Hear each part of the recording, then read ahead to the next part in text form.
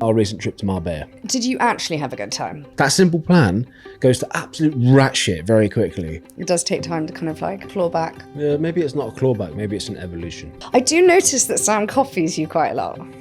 Sam was raging, you were raging, and I'm the fucking goofball in the middle with 800 quid out of my account. Yeah, you lost. And I was like, that was an expensive fucking lunch. Hey guys, welcome back to He Said, She Said, the podcast where myself and Ryan talk about everything going on in our lives, the nitty gritty, the warts and all, from two different perspectives, the male and the female. We should talk about our recent trip to Marbella, because we are fresh back from that. We are. I feel like I've been hit over the head by a sledgehammer this morning. How do you feel? Similar, but tell us why you feel that way. Well, I think that a holiday, especially over a bank holiday weekend, should be restorative. It should be healing. It should be a chance to reset. That was the intention that I had going into this trip. I know that we were there to help Sam find some balance because he's been working way too hard. Yeah, that's fair to say. It was good, largely positive. Were there any tears? I actually held back the tears. When? Was this with your dad? Yeah, I know. Me and my dad have... You have a strange dynamic sometimes. A very strange relationship. I think you got some demons to work there. I could sit in a room with my dad for 5 days. I think you should. Doing some deep therapy work, crying hysterically. And I think that we would come out the other side in the most beautiful connected place ever, because we're like, oh my God, what did my therapist used to call it? Twin souls, twin flames. What does that mean? Just very similar. We're put on this earth to teach each other really important lessons. So we're a set of personalities that are incredibly powerful. Powerful, but can I call myself powerful? No, I'll do it Deep, for you.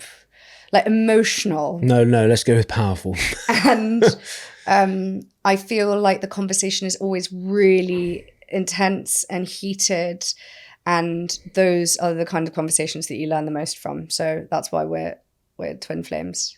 I did say, but actually, maybe we should do that. I would quite like to. My dad would never do that because he never even goes anywhere unless a waiter doesn't know his name. But I think it would be nice to maybe book like a silent retreat in India.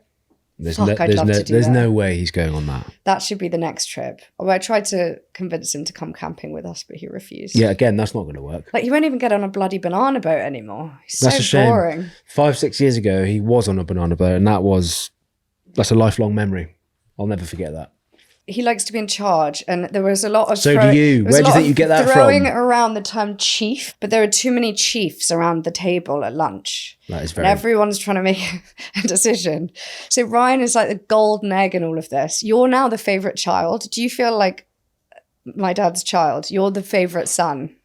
Because you're so obliging and you're so normal, and we're fucking weird. It is like feeding time at the zoo with you guys. Everyone is squabbling to get some airtime. And everyone's got a pretty strong opinion on things as well. You, your brother, your dad, even his girlfriend Max, who's quite a powerful Yorkshire lass. Yeah, what did we fight about? Oh no, it's not really fighting. It's just like... No, we did, because my dad's now in this new phase where he really likes to try and embarrass me. No, it's just that... By the way, this is like something that most families could relate to, even my side. When you have a simple plan in your mind and you give it to a group and there's like dynamics and different people and various numbers and whatever else, that simple plan goes to absolute rat shit very quickly. And all of a sudden you've got like an opinion coming from your left and your right and in front of you. And it's just jabber. And it's just like, oh my God, we're never actually going to get to this place. I think we stood in like 5 different queues just to find a restaurant to eat out one day. Yeah, we did. We ended up in Nikki Beach, which is obviously disgusting. No, we didn't even end up in there. The lady wouldn't let us in because Ryan was holding a camera and thought he was paparazzi, to which point I turned around and said, do you know that he's famous? Yeah, that was a bit weird. Which is so embarrassing. That was a bit weird. Oh my God. What other places did we try to go to? It's such like Don a melting Carlos. pot. Don We Carlos, went to that this didn't work. hotel that we used to go to when I was a child growing up. It looks like a tower block. It's pretty unattractive from the outside, but it is extortion, the prices that they charge people. I think it's How much did £800 we a night. How much did we burn on those beds? Oh my God. So we paid like 50 quid a sun lounger for five of us, thinking it would be a bit of a nostalgic Well, it trip was down memory lane. because you and Sam like ran straight to the bar to order. This is ridiculous that you guys did this. You both ordered a chocolate smoothie or milkshake, and I was like, "You guys are not teenagers anymore." We are. I'm at the bar with your dad on a Corona, and you guys come up with milkshakes. No, I have a vanilla one, same sorry, as yeah, Leo. vanilla, yeah. Chocolate's too rich. But yeah, my brother's legit still a child. I thought the holiday was amazing, though. You had a good time. I thought it was quite intense, but it was always going to be intense with the Thompsons. But that's not a bad thing. You guys have just all got like just powerful personalities. Okay, did you actually have a good time? It wasn't how I would choose to spend 4 days in Marbella. There were moments of it that I really enjoyed, and there were other parts that I was like, this is not really. Because I slightly worry that everybody had several of those moments. Yeah, but like you have to compromise, don't you, when you're in a group? Like, as you said before, we were there to like try and have a good time with Sam and do like the wholesome kind of family stuff, which is a different speed for him. Yeah. But it is difficult traveling with a 3.5-year-old. And then obviously he picked up an ear infection, which adds like another layer of difficulty to it. Oh my God, yeah. But then your dad is obviously like, he loves Marbella. He loves his like usual routines and spots. So we're trying to like do the long lunches and we're trying to like do the fun things for Sam. We're trying to keep Leo occupied. And it's like, everyone had a different need. and like You're you so were like, right. I just need to escape and get a massage. And I was like, yeah, you go and do that. And I'll sit here. And I ended up just taking pictures of Sam. Yeah, it ended up being like an influencer trip for you and Sam. Not for me. You were his, I haven't posted a single thing. I've just given him like ammunition for the trip. Sam couldn't unwind and was pacing the beach on the phone. Yeah. You were then taking photos of him on your professional camera. My dad thinks that we're all highly embarrassing because he That is doesn't sit. technologically backwards. No, and but that one. also, there's nothing ruder, in his opinion, than people sat around a table on their phone. So obviously, he at that point like pretty much hates my brother because my brother is glued to his phone. No, but that one gets under my skin because I'm aware of that. No, I, but I had to say to him, I was like, I'm just on the camera taking pictures of your son, mate. I've still slightly got that thing where that like Freudian thing where I really want to please my father. Oh, right. So then I'm like not on my phone at all, but then I'm faced with you and Sam who are sat in silence glued to your phones. I wasn't on my phone. And then I'm just like sat there like, cool, what argument can we have next, daddy? Daddy. and then whilst also wrestling Leo, who's like climbing on the table and also really embarrassing my dad because he can't understand why we don't have a nanny. Really? No, I'm kidding.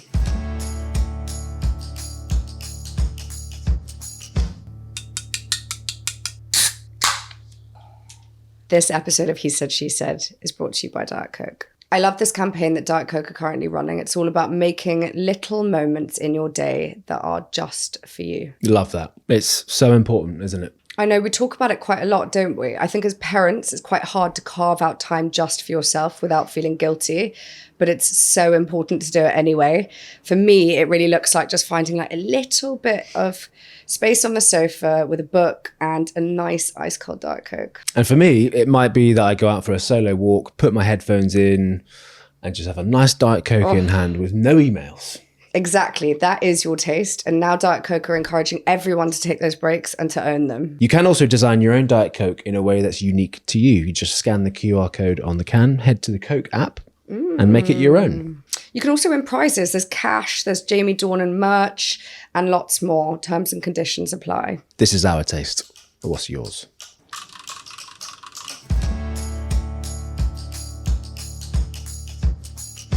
We did cram a lot in those 4 days, though. We did do a lot. We did a lot. We played golf, Golf 4 times. The golf was quite fun, though. It was I'm great. not very good. Sam's pretty damn good. Your dad's pretty damn good. You guys are all pretty good. I think you got the most improved. If there was a little mini trophy to give you, I'd give you the most improved player. Was I MVP? Nope. You were most improved. I was most improved. You started off pretty bad, but then you actually... Do you remember that drive? I mean, we won't talk about this for a long time because it's not that fun, but you hit a tee shot and I was like 150 yards in front of you and it went through my legs. Yeah, it's true. When I was about 12, I actually got a par 3 on a links course abroad. There you go. That's more than I've ever done. Yeah, and I seem to have regressed since then. I think I might be ready for golf in my life. Not a full 18 holes though, just like a driving range or a little pitch and putt. It's always quite fun to do an activity that you're really good at. Yeah, but this is the I'm thing. going to say that. Yeah, but if you're not good at So it... if I could get good quickly, Well, then I'd be keen to play many a round of golf. In fact, every weekend, it would be fun. I'd invite lots of people. Well, but if not so good, quite tedious. I reckon you'd be better at golf than you are at paddle. Do you think I'm shit at paddle? I told I think Holly just- and Louisa in there that I was epic and that me and you would beat them and their partners. I literally looked at them We have with to a back that up stone now. cold face and was like, I don't know how you guys could beat us. We're really sporty. No, So- it's not that you're not sporty, but paddle seems to like freak you out a bit. Because you got to like judge how the ball bounces off the back wall. Hey, I'm learning. I think, listen, I like the idea of having different sports to like turn our hands to. But what I will say from like a dad's perspective, Yeah.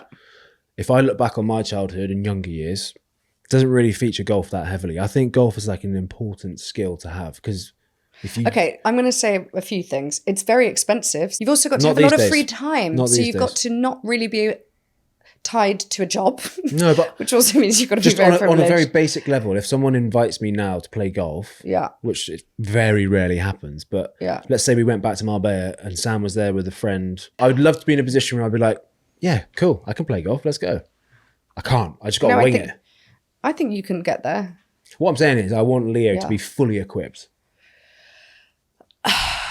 At the moment, we're dealing with a kid that is going to have so many skill sets that he will never perfect one. He'll be, like me, a jack of all trades and a master of none. And that's actually quite a disadvantage, I think. No. Well, if he picks one that he wants to master, great. But if you had to name one sport that you're a master at, what would it be? Well, that was a question when the conversation dried up on holiday because we'd had a fight. And I turned to everyone and I said, if you could be a professional sports person, I was reading the room and I No, knew but I was that's a there with different 4 question. men. So I said, which sport would you be? We all Which would landed you on- choose? we And you all all land- said football because your one is No, really we- rich. Literally no one said football. My dad said football. I said tennis. I think Sam just said tennis to copy you. I do notice that Sam copies you quite a lot. Have you noticed that? Yeah. How does that make you feel? There's a very good example of this. I was wearing navy linen trousers and a Henley. Well, actually, not this one, but a Henley top similar. Yeah.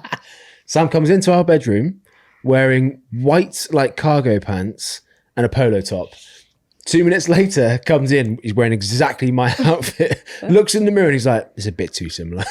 He goes and changes again.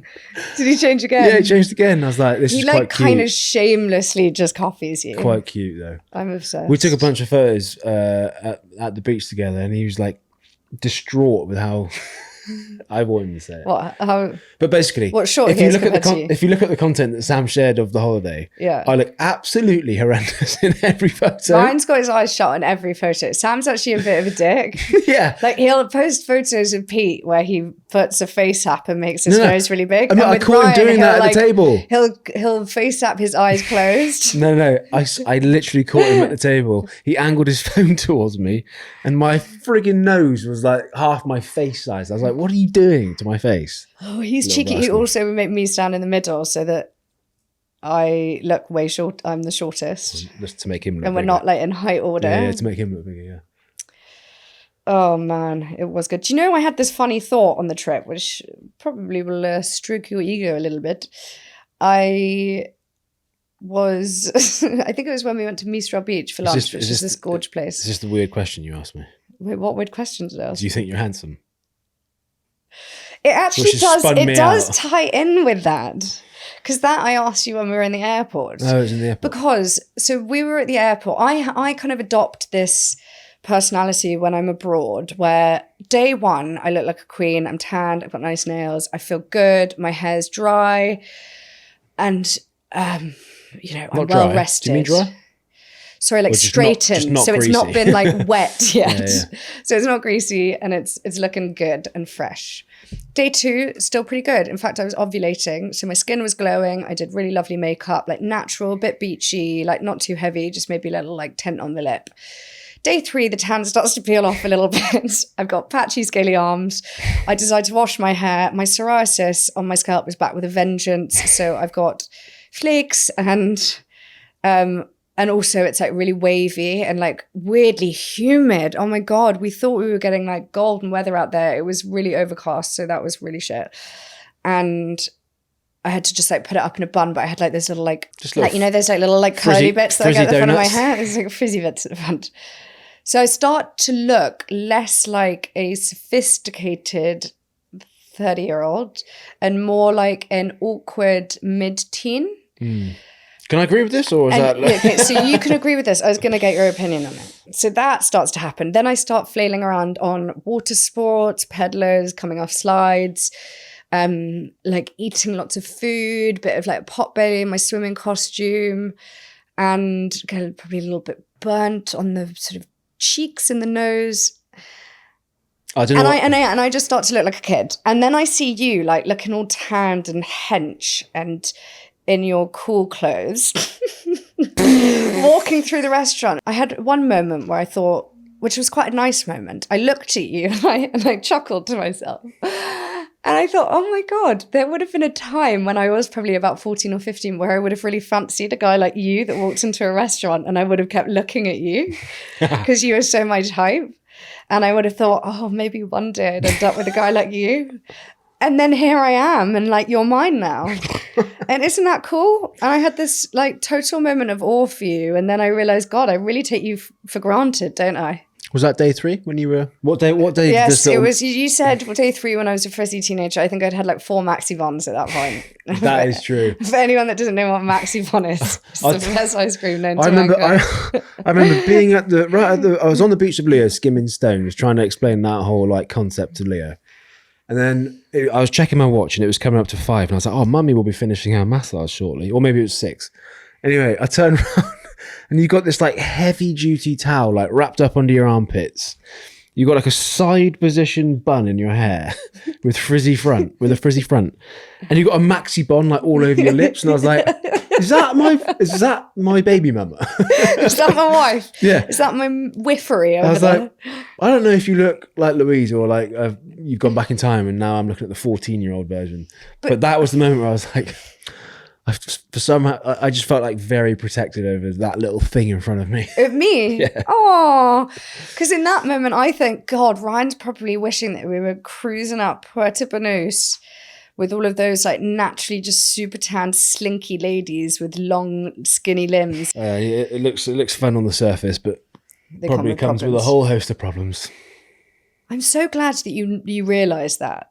Well, I got stung early on. Who did? By a honey? By a honey, yeah. How did she sting you? Cheated on me. Oh, she did? Is this the one from Spain? No, fine. This is one that was like a dancer in a club or something. Oh, okay. She was everything that Puerto Banús probably offers up. Okay. Yeah. Right. Well, at least you've come to terms with the fact that this is the real Louise in a towel and a top knot. But I in those moments, I do sometimes think, gosh, people must be looking on thinking, how has she got a child? Well, and I when even you had picked him that up, at the airport yesterday. I was like, Leo is probably actually gone. He's now more than half your size. I did worry, like in the airport when we were traveling back, because so my dad and his girlfriend flew back early that morning, and then we took a flight, just me, you, Sam and Leo.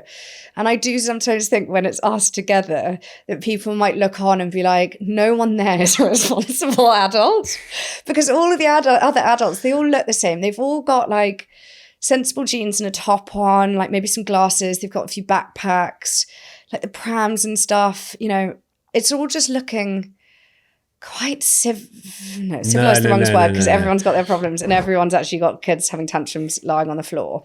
But just think of that guy's face in the queue with the 4 kids. Yeah. I did.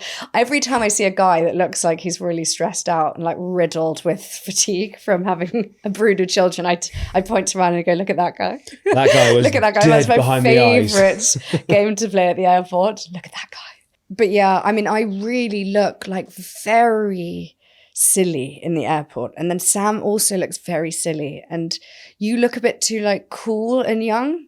So it's slightly like a kind of 2.5 men situation. Or like 2.5 men and a... You can easily fix it though, because look at you now. You don't look like a frizzy teenager. This takes quite a lot of upkeep. No, you Just got FYI. some new tarmac slappers on with my socks. How much do you hate these shoes I've got on right Actually, now? no, They're loafers. Do you know what? I actually clocked them at the start and I was like, fair, quite cool. Are these penny loafers? If you had to Can I describe put a that... penny in that little hole in that If you loafer? said I'm going to wear some like PVC shoes with white socks, I'd be like, absolutely not. But it looks kind of good. I'm going to let you know that these are not PVC. These are from a brand called The Fold, and they are real leather, and they are very expensive. Oh, well, there you go then. What was it like for you being on holiday with your sibling? Because I haven't been on holiday with my siblings for years. Have you not? And it's weird because if I think about it, my immediate response is, oh, that'd be so dope. We'd have such a great time. But then you think, would it be? Because you've got like back to the whole group and dynamics and different opinions. And I don't know. I just think that family holidays, when it gets more difficult, doesn't it? I did have a moment where we had a bit of a... Was it a situation or not really that bad? Who, you and Sam? Yeah. Basically, he'd offered... yeah. This is like the pathetic stuff that you fight about when you're on holiday with your family. So he'd said, we will get lunch. Like he said to me, like, let's us get lunch so that we can pay for Dad. And I was like, yeah, absolutely. That's a really good idea. Would love to do that. But anyway, then when it came to actually paying the bill, I wanted to go and take care of it and come back to the table so that we could say like, oh, it's all taken care of and like minimize the fuss. Yeah. Whereas he sat down at the table and was embarked on this whole like back and forth with my dad where he was like, we would like to get lunch today, Dad. And then he went, oh, no, don't be ridiculous. And then he was like, no, we will. And then my dad went, no, it's fine. I'll get it. And Sam then went, no, I really want to get it. At which point I just started seeing red. I was like a bull, like with a fucking red cloth. Confirmed. And I literally just got really angry and had this like surge of rage, which was very reminiscent of my childhood because I used to get really frustrated by my parents. Yeah, I just snapped at Sam and I was like, look, there's no point in offering to pay for lunch if you're then going to make the person who you're paying for feel really awkward about it and feel like they need to do this battle of back and forth. I think that the polite thing to do is to go and just pay for it and not even let that person like try and resist because then they feel guilty. So if you engage in that whole back and forth and I go, oh, I want to pay for lunch. And then you go, no, I'd like to pay. You know, it's like this dance, isn't it? Like back, forth. And then you kind of feel like you've lost. Or you feel guilty if you end up letting the other person actually pay for it. I see it all the time. Like I noticed it like yesterday. I do have a retort to all of this. So when you're done, I'll give you my... So I thought like it's actually much more polite in a way just to go and do it and then let the person know. And anyway, then I think Sam thought I was like completely crazy. Where did you sit within that? I think it's just a difference in personality and different approaches. I think you're right. I think what I would choose to do is I'd do it in secret almost. I'd go up to the bar and I'd say, can I just pay for the bill whilst we're just like, you know, whilst they're finishing their drinks. Yeah. I would do the same as that, which is why we're aligned on that one. Yeah. But what I don't think you got right is the way you handled your disapproval of the situation. Because what happened is you went to not to 100 or even more. And you sort of like you put a magnifying glass over the whole situation and made everyone feel uncomfortable. Did everyone then feel uncomfortable? Everyone did, yeah. And it just like added this like layer of pressure and intensity to it. And I was like, oh God. Because in my head, I'm like, you're not wrong, but what you're doing is you've gone the wrong way entirely. And you're just rubbing everyone up. That's then where you and Sam buddy up, because you're then going. Because I'm trying to lighten the mood, and I'm like, "Don't worry, Sam, we'll end up on my card." And then it did, and I was like, "Oh, then I ended up putting the entire bill on your card. And I was like, "Sam, look at this, 800 quid on my fucking phone." So I was just trying to make a joke of the whole thing. But then, also to add to this, just as like another thing, I know that Sam is like very keen to get to a position in his life where he can start taking care of his dad, and I think he wants to like make sure that Mike sees that transition. That's what then I found silly, because I was like, this is really unnecessary. Yeah, but what you need to do is maybe just have a bit more resolve and just hold yourself back, because it's not a bad thing that Sam is trying to do. He's trying to say like, Dad, I'm finally in a position in life where I can take care of you. Let me do it. Fine. And I like completely swamped him. Yeah. And it wasn't good for either of you. Like Sam was raging, you were raging, and I'm the fucking goofball in the middle with 800 quid out of my account. Yeah, you lost. And I was like, that was an expensive fucking lunch. Oh man. I don't really get like that anymore. Oh, I don't know. You do have moments like that. No, but only with my dad.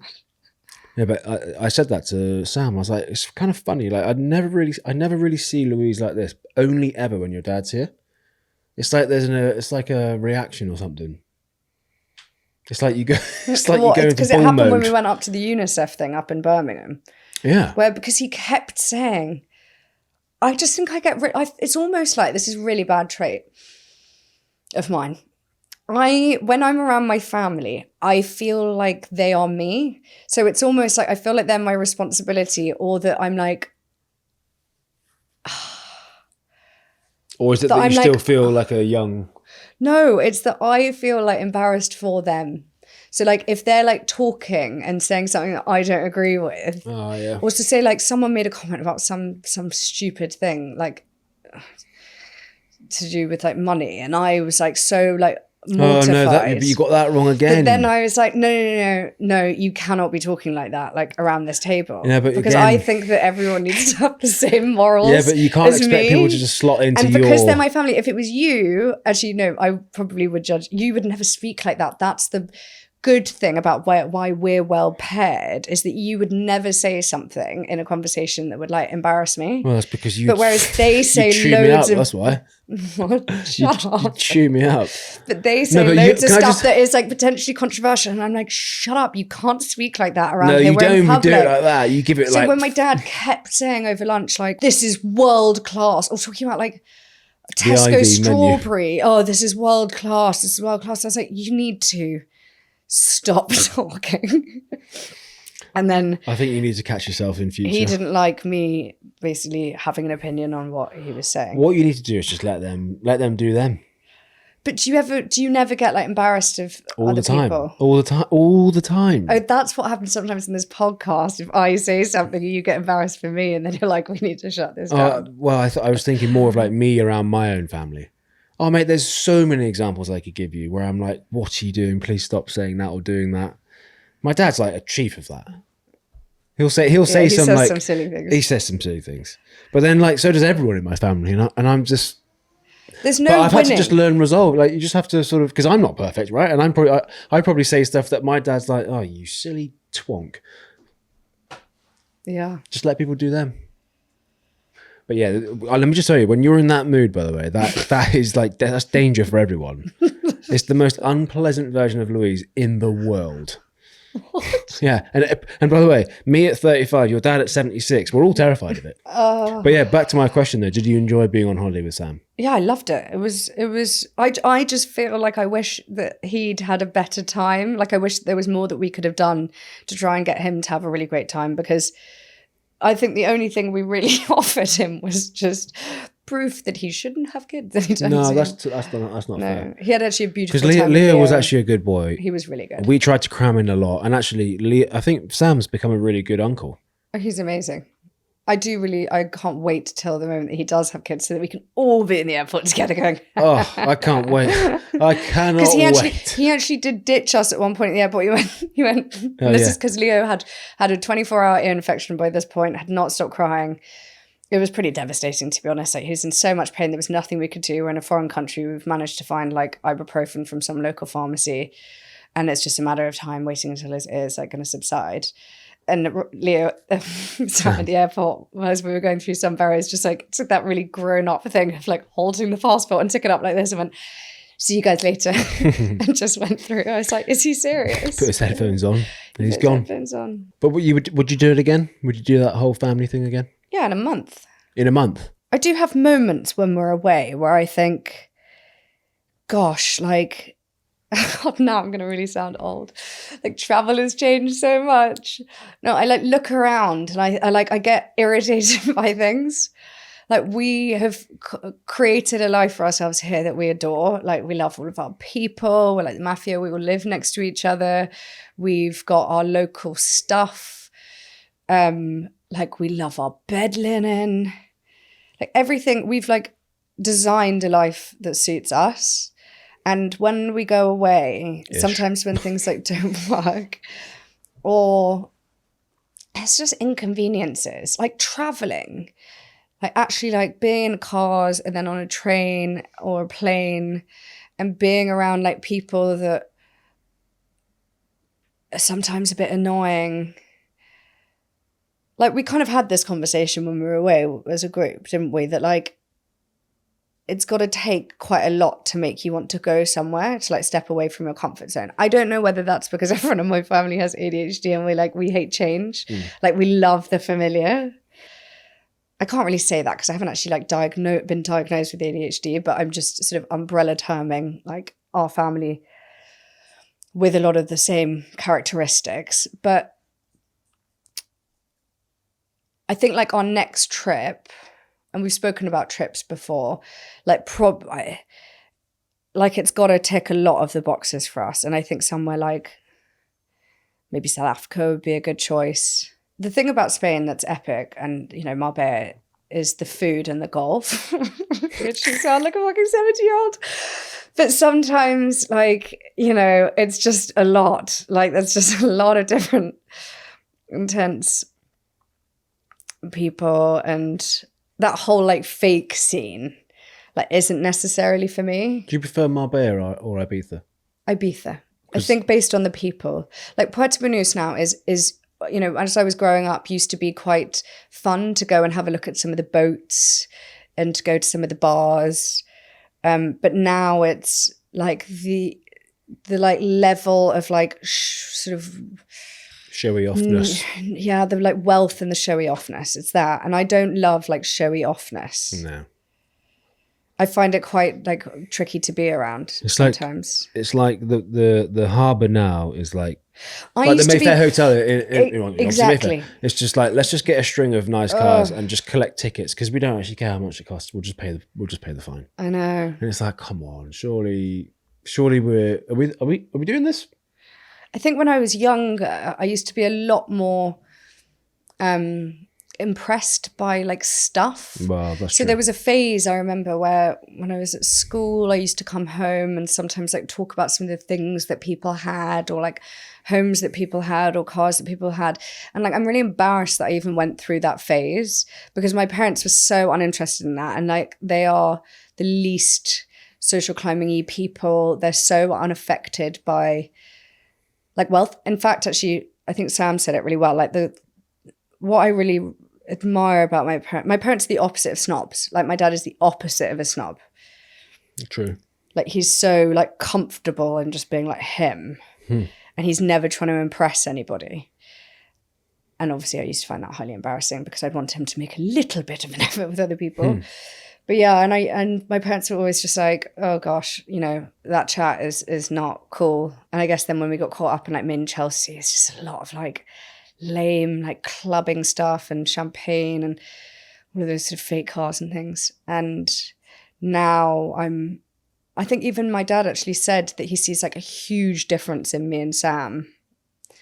He said in the last like 5 or 6 years, like, we've really grown up. Oh, really? Probably just means we're turning into him. Really? Yeah. What? And I have no desire to be around Just showy that. people. Just that, yeah. That's why we lasted 2 minutes in the queue at Nikki Beach, because we looked around and we were like, these are not our people. No. No.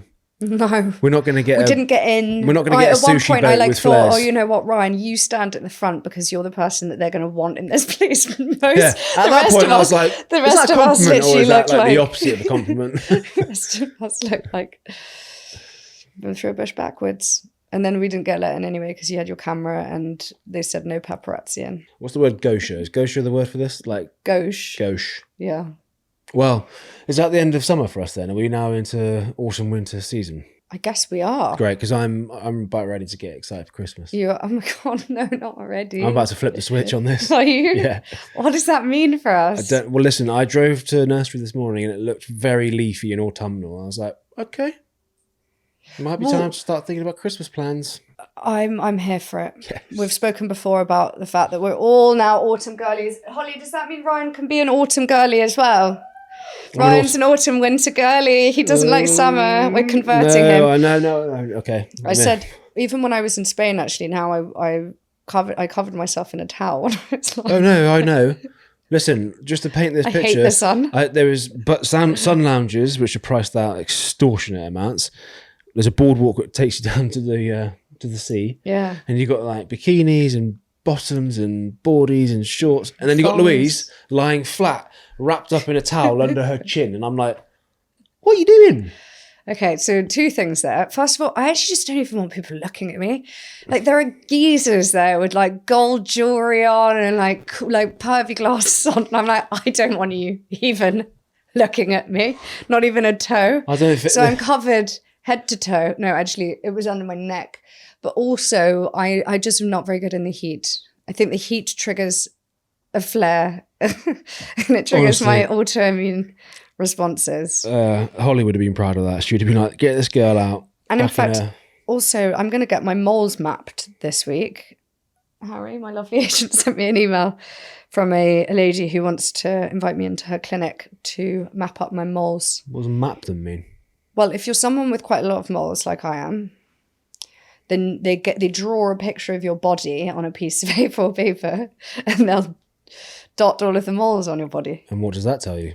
Well, you can track if there's any movement of any unusual moles. So Movement? If they're changing size, if they're asymmetrical, Yeah, if they they're don't move growing. around your body, do they? Well, they might pop up. It's not like Moana where his tattoos move around his body. Well, they kind of do. No, they don't move like that. You love Moana. So does Leo. He was asking for it all the time. Leo's now got 4 moles. Do you know he calls it Womana, by the way? I want to watch Womana. He calls it that. Womana. He's such a legend. Well, I don't want Leo having bad skin. Well, we better keep him out of the sun then. That means no baby tan because you like him when he's all blonde and brown.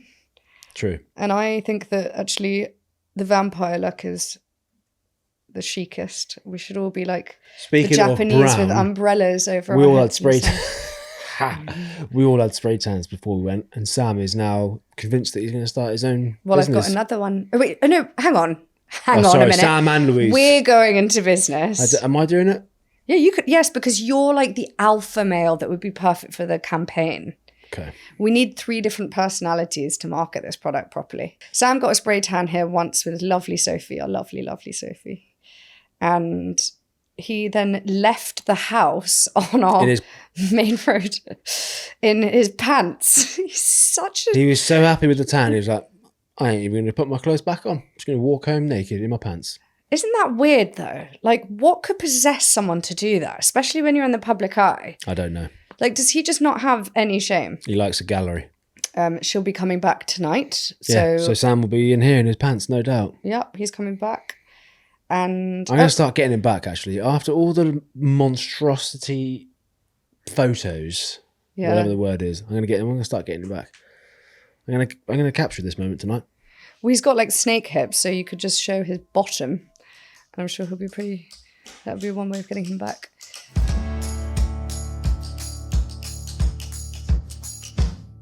Should we do a listener's submission? Yeah, we should. All right, I'll read it to you. She said, I'm afraid of losing my identity in motherhood. Hi, Louise and Ryan. Love the podcast. I look forward to it every week. Thank you. I'm about to become a mum, which my husband and I are thrilled about. I've always been a very career-driven and have been on a strong growth path at work, regularly recognised as a top performer. Lately, it's hit me that motherhood will bring real compromises, and I'm struggling with the idea that I won't be able to give my work and family 100%. I'm worried about having to choose between career opportunities and family down the line, and feel like I'm heading towards a bit of an identity crisis. Do you have any advice on maintaining career whilst adjusting to new parenthood? Oof, relatable. What's the thing that we always say? You can only ever have 2 out of 3. Good family relationship, good friendships, and good career. Pick 2. I think probably the thing that I speak to a lot of my friends about who are having kids that are career women, my first question is, what's your maternity leave look like? Because that's kind of at the forefront of all your decision making. And if it's generous, then you can, well, you just know where you sit. I suppose you can hopefully save some of it and then choose to go back a bit early if you love your job and you can afford to pay for childcare, perhaps part-time. And you could, if you can afford it, then you could find somebody who could look after your child at home a bit so you don't have that distance. Right. I think that works very well for a lot of my like typical friends who have more typical jobs than we do and who like to have that closeness still, or like business owners that I know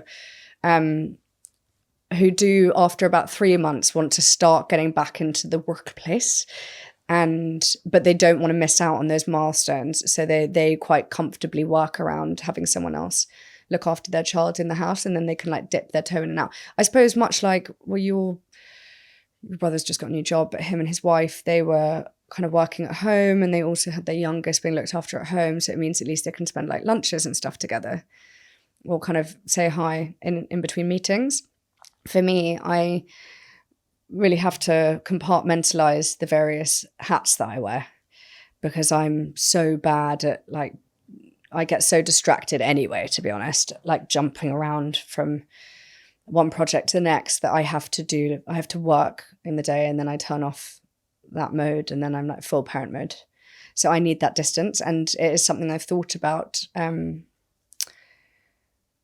bit even over the weekend when Leo wasn't very well and like lent on us a lot more during the night and also kind of on those travel days where you're really together a lot, about how we would navigate that if we were lucky enough to be able to grow our family at one point. Hopefully, something that we're going to start talking a bit more about in the new year, but what the best option is to be able to give your family everything that they need, but also to give yourself that space to be able to have the adult conversations and the work conversations. And if that like lights you up, then it's really important that you don't feel robbed of that, because then you can start to resent parenthood. I think that working mothers are in a great position of, I shouldn't say privilege, because there are a lot of people that aren't paid enough to be able to balance the Childcare Act with any leftover money to take home afterwards. So that's a tricky compromise that they make. But, I know a lot of mothers who really, really do love what they do, and they wouldn't be half the women that they are if they didn't have their careers. And so I think it's nice to be able to have both. I think it's a privilege to be able to have both. I think this is a really relatable topic, not just for mums, but for dads as well. And I can remember a few weeks ago driving to nursery drop-off, and Leo was in a very cute, fun mood. And I felt really shit about dropping him off at nursery and then going off to Richmond Park to shoot some work with Max. And it like haunted my whole day. I was like, am I doing the right thing here? Like, should I be even taking him to nursery, or should he be with me? Or it was really weird. I just think when you become a parent, I think the time before it, you start to panic that you're going to lose everything that you know, and all your routines and identity is going to vanish. And then you become a parent, priorities start to reshuffle and reorder, and you go through this kind of journey of like, you're really in on being the most present parent you can be, and then you're like, no, I need to like really get my career in a place where I can provide and have a really fruitful, blessed kind of life for my child. I think it's a It takes a while to find the balance, I think. Do you feel like you found the balance? I think I have, yeah. I think if not found it, I'm pretty close to finding it, yeah. Yeah, it takes a while. It's a huge adjustment. But it'd be interesting to know, I don't know if there's any way of checking back in with this person, but like when she becomes a mum, she might feel quite different about this. That's another thing. You never know. There are people who, have kids and then they go, oh my God, I definitely don't want to work anymore. Well, right. Like, this is my everything. Yeah, it's so individual. But don't feel guilty if you feel completely overwhelmed. No. And you feel like you've lost part of yourself, because it does take time to kind of like claw back from that identity shift. It took me 2 years. Maybe it's not a clawback, maybe it's an evolution. Well, that brings us to the end of that one. Thank you, Risey. I hope you enjoyed the episode. If you guys did, then please make sure to follow us across the audio platforms. You can also subscribe over on our YouTube, He Said, She Said, and follow us on Instagram for our latest clips. Ciao. See you next week. See you next week.